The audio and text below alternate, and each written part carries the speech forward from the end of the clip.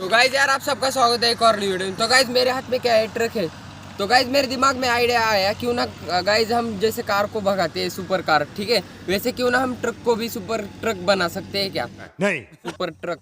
अरे कहना क्या चाहते हो? ठीक है, तो चलो वीडियो करते हैं शुरू। अगर तुम लोग नए हो तो सब्सक्राइब करो।